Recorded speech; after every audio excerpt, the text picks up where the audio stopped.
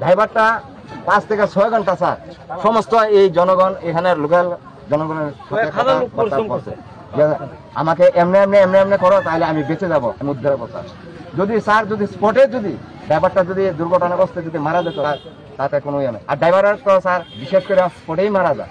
যে জায়গাতে স্যার 5 থেকে 6 ঘন্টা ড্রাইভারটা জীবিত অবস্থা থেকে প্রশাসনের কোনো ভূমিকা আমরা এখানে দেখতে পাচ্ছি না স্যার। যদি প্রশাসনের কাছে তারা বলছে যে আমাদের কাছে কোনো যন্ত্র নেই হলে স্যার একটা মানুষ কি এভাবে থাকতে পারে? আমাদের তো এটা যে এমন যে নিস্তব্ধ জায়গা না স্যার, আমাদের জায়গাটা শহরাঞ্চলে এই ঘটনাটা।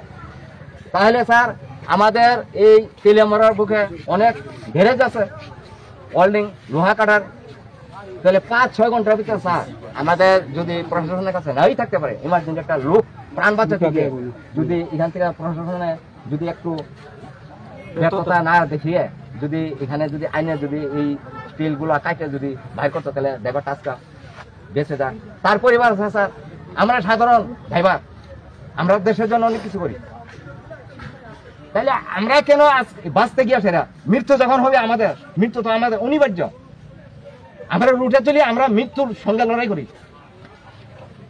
তাহলে 5 থেকে 6 ঘন্টা স্যার আমাদের একটা ড্রাইভার এত কষ্ট পায় প্রাণ দিতে গেছে, আমাদের প্রশাসনের আমরা ভূমিকা কোথায় পেলাম স্যার? একটা ক্রেন নাই, কোনো কিছু নাই। ড্রাইভারটা ভিতর থেকে স্যার বলছে যে আমাকে এই দিকে হেল্প করো তাহলে আমি বেঁচে যাবো।